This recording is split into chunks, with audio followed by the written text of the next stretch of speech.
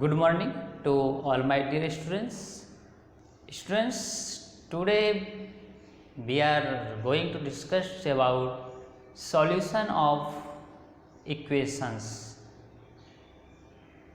So system of equations से यदि आपको गिवन है तो उनका सॉल्यूशंस आप कैसे करते हैं और मेथड इसमें समझना है आपको, जो कि है आपका मैट्रिक्स मेथड।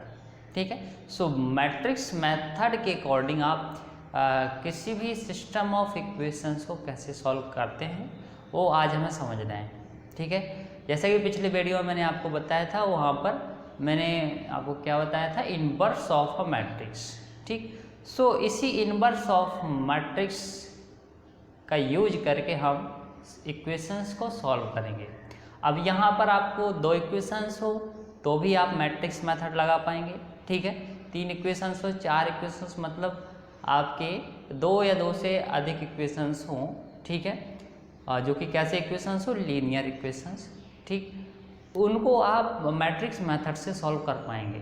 ठीक है, तो चलिए हम समझते हैं मैट्रिक्स मेथड, इसको किस तरीके से हम अप्लाई करते हैं। ठीक, सॉल्यूशन ऑफ लीनियर इक्वेशंस या system of equation.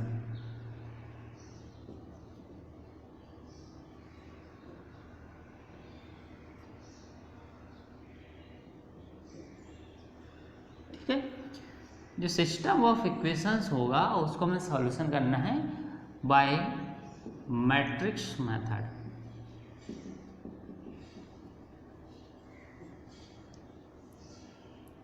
So questions कुछ इस तरीके से आता है कि आपको लीनियर इक्वेशंस गिवन होते हैं और उसमें कहा जाता है कि सॉल्व करिए। तो हम इसको क्या करते हैं, क्वेश्चंस के अकॉर्डिंग समझ लेते हैं। सो एक हम क्वेश्चंस यहाँ पर ले लेते हैं।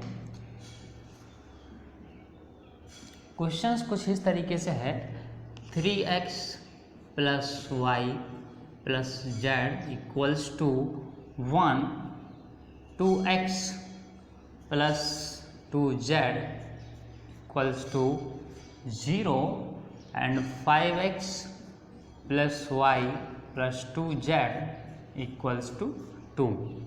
सो ये इक्वेशंस हैं आपके पास, जिसको सिस्टम ऑफ इक्वेशंस बोलेंगे। ठीक है, सो तीन इक्वेशंस हैं।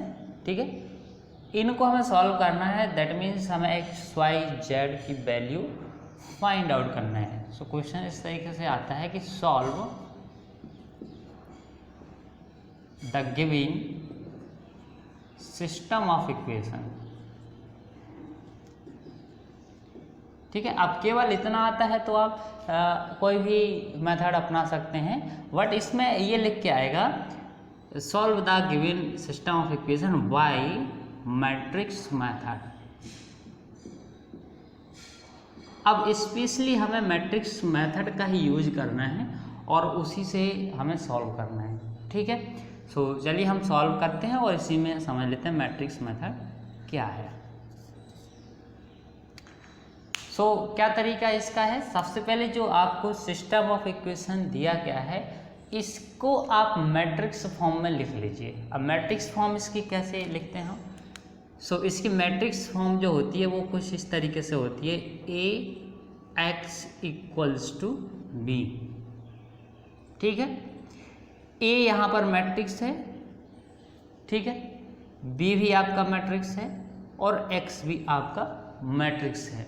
अब A में कौन कौन सी वैल्यू होंगी, मतलब उस मैट्रिक्स में कौन कौन से एलिमेंट होंगे, X में क्या एलिमेंट होंगे और B में क्या एलिमेंट होंगे, तीनों मैट्रिक्स हैं। ठीक है, सो इसको AX = B फॉर्म में हमने लिखा, जो कि इस इक्वेशंस के मैट्रिक्स फॉर्म कहलाती है। ठीक है, अब देखिए A का मतलब क्या है, A का मतलब जरा यहाँ से समझ लेते हैं हम। देखिए A मैट्रिक्स है, सो मैंने आपको डेफिनेशन बताई थी मैट्रिक्स की। क्या डेफिनेशंस थी कि जो आपको इक्वेशंस दिए गए हैं x y z के फॉर्म में, इनके कोफिशिएंट जो होते हैं उनको हम यहाँ लिख देते हैं। ठीक है, रो कॉलम में। फर्स्ट इक्वेशंस क्या है, 3x + y + z। सो x का कोफिशिएंट कितना है, 3, वो हम यहाँ लिख देते हैं। ठीक है, जो मैट्रिक्स बनाते हैं इसी तरीके से बनाते हैं, डेफिनेशन भी है मैट्रिक्स की। सो 3, y कितना है 1, z कितना है, z का कोफिशिएंट कितना है 1, ठीक। इसी तरह से सेकंड इक्वेशन देखिए, इसमें x का कोफिशिएंट कितना है 2, y का कोफिशिएंट, अब देखिए y तो यहाँ है नहीं, तो y का कोफिशिएंट का मतलब है 0, प्लस करके आप यहाँ चाहें तो 0y कर सकते हैं, यानी कि y का कोफिशिएंट 0, ठीक है, 0 ही है वैल्यू यहाँ पर, तो आप इसको लिखिए नहीं, यहाँ अंडरस्टूड समझिए कि ये 0 है, ठीक है।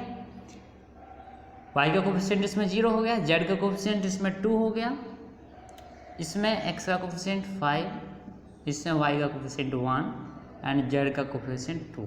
सो ये आपका मैट्रिक्स बना A, ठीक है। और जो x है वो भी मैट्रिक्स है, बट ये अननोन वैल्यू का मैट्रिक्स बनेगा।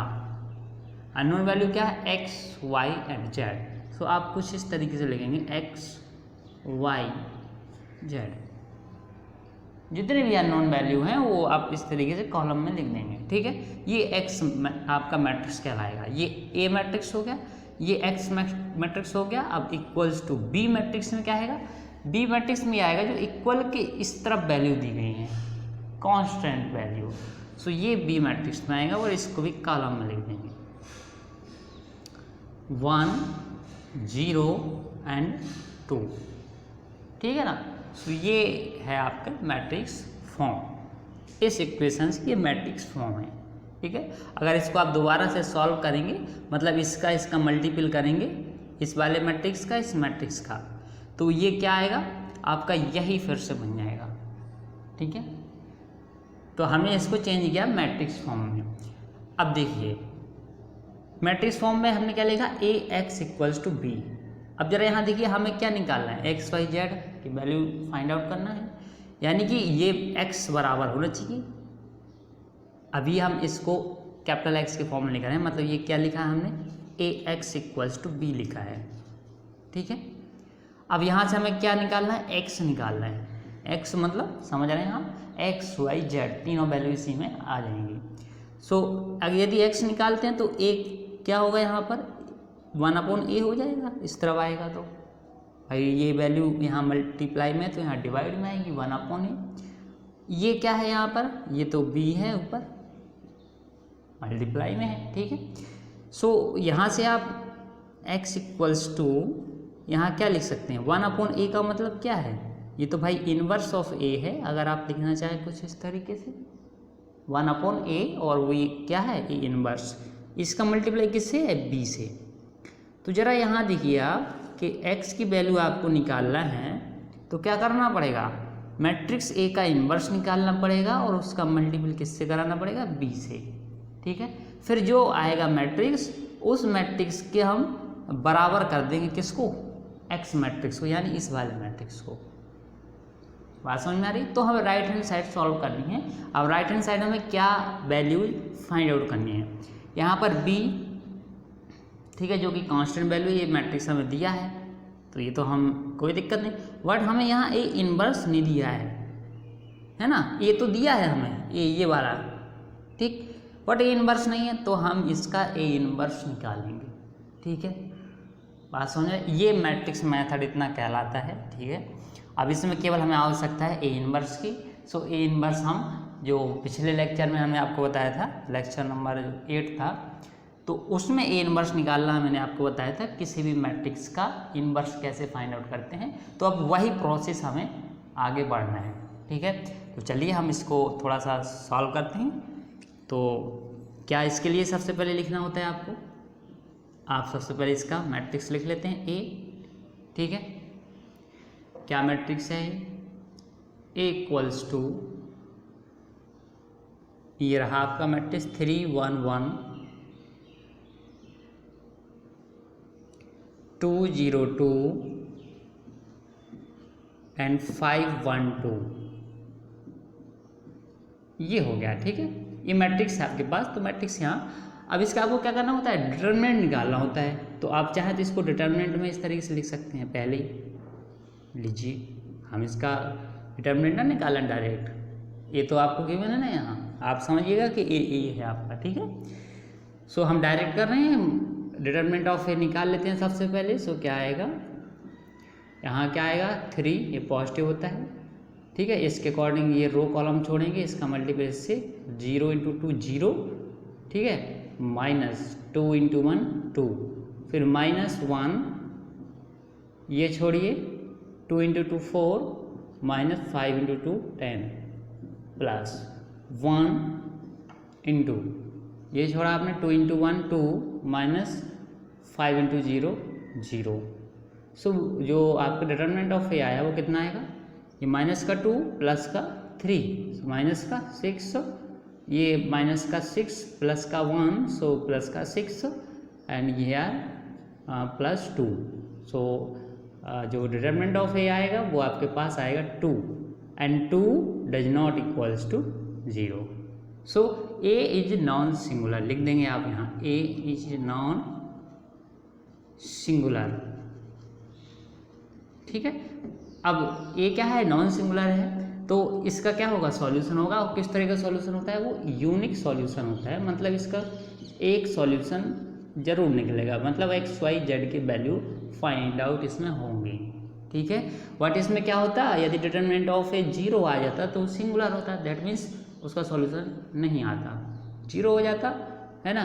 तो आप उस फॉर्मूले में रखते किसमें, A inverse equals to adjoint of A upon determinant of A. तो डिटरमिनेंट ऑफ ए यहाँ 0 रखिए, सो वो तो क्या हो गया आपका, इनफाइनाइट हो गया, ठीक है। सो इनफाइनाइट सॉल्यूशन उसको कह सकते हैं, ठीक है।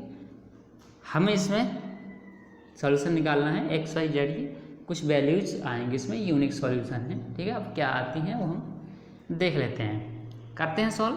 डिटरमिनेंट ऑफ ए निकल आया जो कि डज नॉट इक्वल टू 0। अब हमें क्या करना होता है, इसके कोफैक्टर मैट्रिक्स बनाना होता है। कोफैक्टर्स निकालते हैं, उससे कोफैक्टर मैट्रिक्स बनाते हैं, फिर उसका ट्रांसपोज निकालते हैं जो कि एडजॉइंट ए होता है, ठीक है। बात समझ में आ रही। अब देखिए, सो ए मैट्रिक्स हमारा ये है, ठीक है, या डिटरमिनेंट ऑफ ए, या इसी को समझ लीजिए, ठीक है। अब इसमें ये पोजीशन निकालनी होती है हमें, फर्स्ट पोजीशन यानी कि A11, A11 कैसे आएगा A11, ठीक है। यहाँ से समझ लो या यहाँ से, बात ये डिटरमिनेंट फॉर्म में लिखा हो, ठीक है। एलिमेंट तो वही है, 3/3 का यहाँ है, 3/3 का है, एलिमेंट की जो पोजीशन वहाँ है वही यहाँ है, ठीक है। सो हम इसी को देख लेते हैं। सो अब देखिए, यदि हम इस जगह की पोजीशन निकालते हैं, दैट मीन्स ये हमने छोड़ा, ठीक है। ये कितना 0 -2 कितना आएगा, डायरेक्ट करें क्या, 0 -2 दैट इज इक्वल्स टू -2, ठीक है। ये आ गया आपका A11।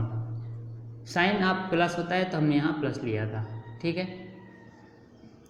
नाउ A12, अब ये 12 इस वाले के लिए निकालना है तो यहाँ चिन्ह माइनस लेंगे, ठीक है। यहाँ पर आप कॉन्स्टेंट वैल्यू को मल्टीपल नहीं करेंगे, आप डिटरमिनेंट में करते हैं। यहाँ जब फैक्टर्स निकालते हैं तो वहाँ आप इनकी पोजीशन निकालने जा रहे हैं, A11 A12, ठीक है। सो इस एलिमेंट का आप मल्टीप्लाई नहीं करें, जैसे यहाँ 3 कर दो, जैसे यहाँ किया था, ये नहीं किया गया, ठीक है।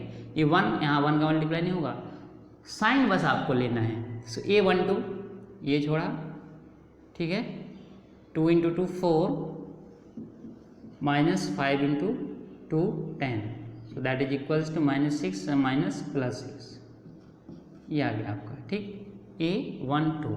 नाउ अब क्या करेंगे, A13 निकालेंगे। सो A13 कितना आएगा, ठीक है, ये प्लस का होगा 1 और 3, इस पोजीशन की जगह निकालें 1 3, ठीक। सो 2 × 1 2, -5 × 0 दैट इज 0, सो ये आ गया आपके पास 2, ठीक। अब निकालने जा रहे हैं हम A21, ठीक है। सो A21 कितना आएगा, 2 और 1 दैट इज 1 × 2 -1 × 1, सो 2 - 1, साइन क्या आएगा ये वाला, ठीक है, 2 1 3 है ना, तो ये ओड नंबर है यानी ये माइनस साइन आएगा, ठीक। मैंने फॉर्मूला बताया था आपको, -1 + j, ठीक। सो ये कितना आ गया, 1, ठीक है, माइनस का 1 आ गया। A22 that is equals to, ये प्लस का साइन रहेगा, ये 0 है, ठीक है, इस जगह निकाल रहे हैं हम। सो ये हमने छोड़ा और ये 3 into 2 6 minus 5 into 1 5 that is equals to 1। Now A23 that is equals to, ये माइनस का साइन रहेगा, ठीक, 2 3 2 and 3, so 3 into 1 3 minus 5 into 1 5, 3 minus 5 that is equals to, ये माइनस 2 और ये माइनस 2 प्लस 2, ठीक। Now A31 that is equals to, plus रहता है साइन, ठीक है, क्योंकि यहाँ 4 है, सो प्लस साइन हो गया। क्या आएगा यहाँ पे 3 1 3 and 1, ये छोड़ दिया आपने, क्या बचा 1 into 2 2 minus 0 2 minus 0 that is 2। A32, ठीक है, third row second column, 3 2 3 into 2 6 minus 2 into 1 2, so 6 minus 2, ठीक है। ये साइन क्या आएगा आपका, माइनस का लेंगे, 3 2 है, तो पहले से माइनस ले लेंगे यहाँ पर, ठीक। सो ये आया 6 minus 2 4 minus 4। नाउ A33, ये प्लस का रहेगा, मेरे पास 6 थे यहाँ, इनका जोड़, ठीक है। क्या आएगा 3 and 3, so 3 into 0 0 minus 2 into 1 2 that is equals to -2।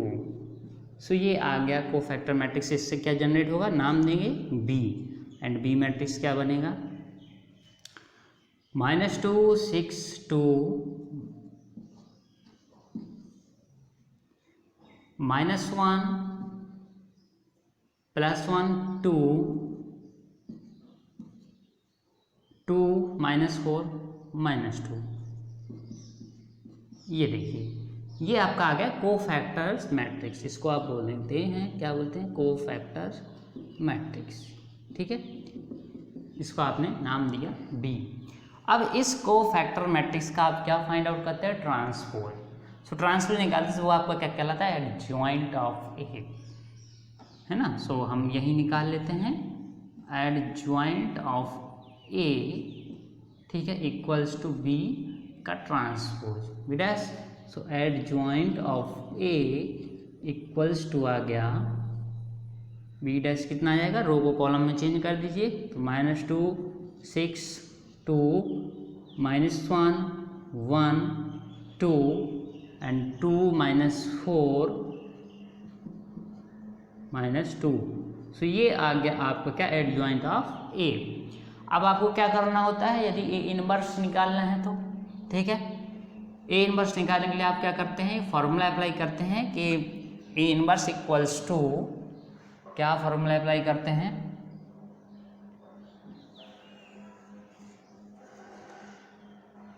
ठीक है, ये चीज़ समझ में आ रही है, ठीक। अभी हमें यहाँ पर फिर बढ़ना पड़ेगा, चाहे तो इसको इक्वेशन 1 दे दीजिए यहाँ पर, ठीक है। सो A इनवर्स हम अप्लाई करते हैं, equals to 1 upon determinant of A into multiply by adjoint of A, ठीक है। So A inverse equals to 1 upon determinant of A क्या आया था, 2 आया था, 2 रख दीजिए। एडजॉइंट ऑफ A कितना आया है वो रखिए, -2 -1 2 6 1 -4 6 1 -4 एंड 2 2 -2। सो ये आ गया, ठीक है। इसमें क्या करें, 1/2 स्केलर है, इसका मल्टीप्लाई कर दीजिए। सो हम डायरेक्ट लिख रहे हैं मल्टीप्लाई करके, A इनवर्स जो आएगा वो आएगा आपका कितना, देखिए 1/2 का इससे मल्टीपल होगा तो -1 आएगा, 2 का डिवाइड हो जाएगा, ठीक है। इसमें -1 में आ जाएगा -1/2, यहाँ पर 1 हो जाएगा, ठीक है ना। यहाँ पर क्या होगा, 12 हो जाएगा, ठीक है। सॉरी 12 क्यों होगा भाई, 1/2 का मल्टीप्लाई करें, 2 का डिवाइड होगा 3 आएगा, यहाँ पर 1/2 एंड यहाँ पर आएगा माइनस का 2, यहाँ पर आएगा 1 1 एंड -1। That's clear. सो ये ए इनवर्स आ गया। अब आपको क्या करना है, इक्वेशन फर्स्ट पे जाना है, ठीक है। इक्वेशन फर्स्ट में क्या करना है, ए इनवर्स और बी दोनों का करना है मल्टीप्लाई। सो रखते हैं फ्रॉम इक्वेशन नंबर फर्स्ट, ठीक है।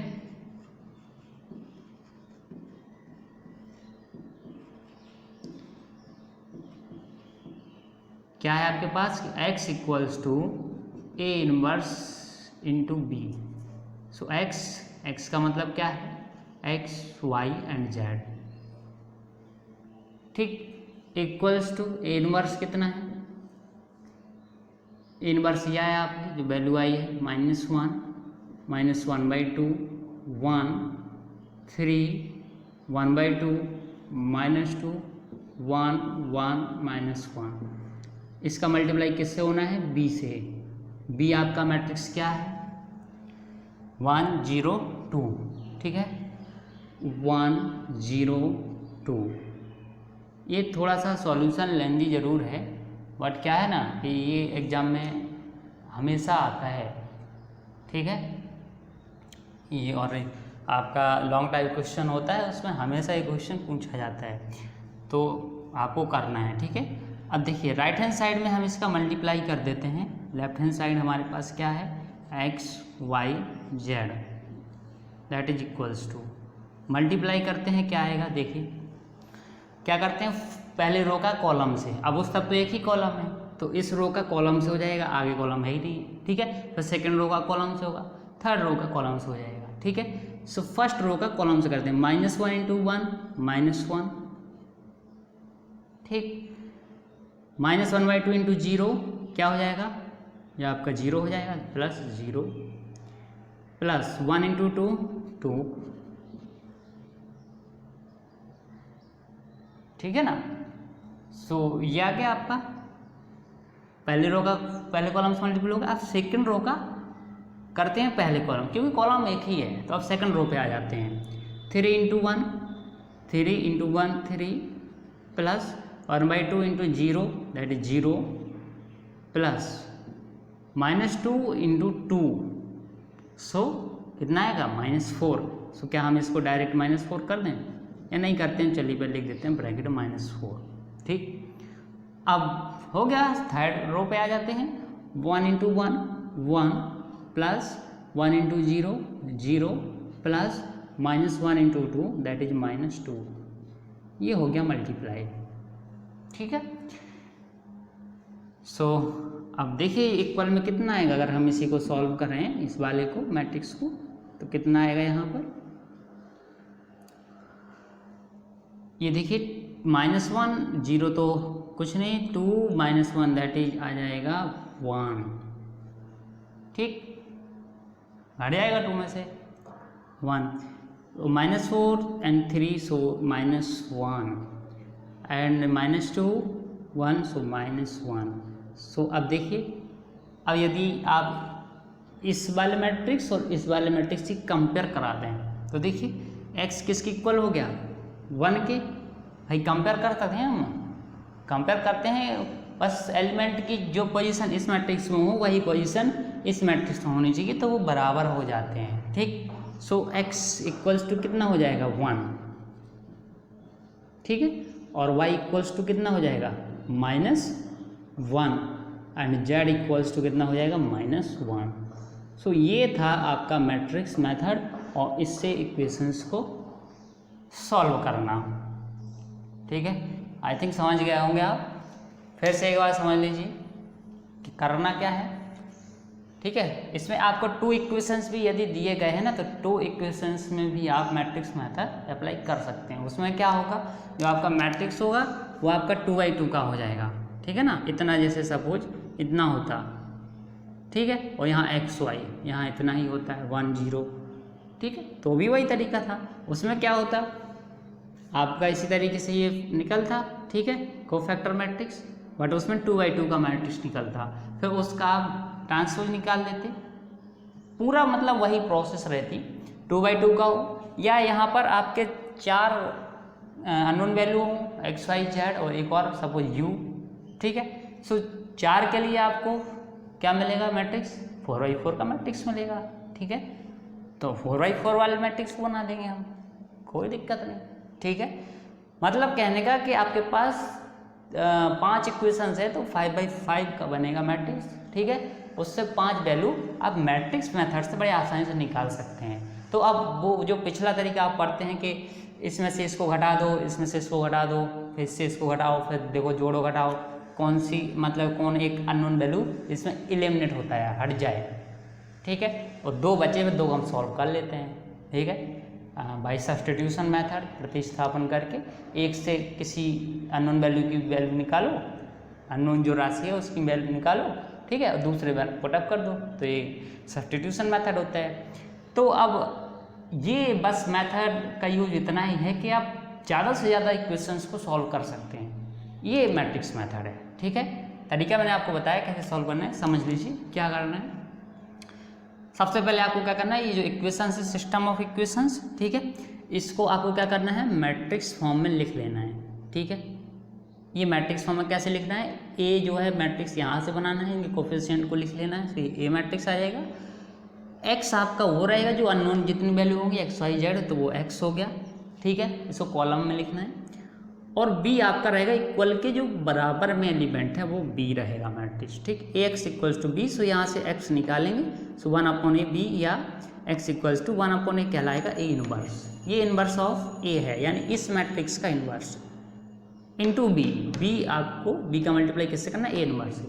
अब यहाँ क्या फाइंड आउट करना होता है, ए इनवर्स, ठीक है। सो ए इनवर्स निकालने के लिए ये पिछला लेक्चर हम पढ़ चुके हैं, वहाँ पर क्या करना है, सबसे पहले आपको डिटरमिनेंट निकालना है, ठीक है।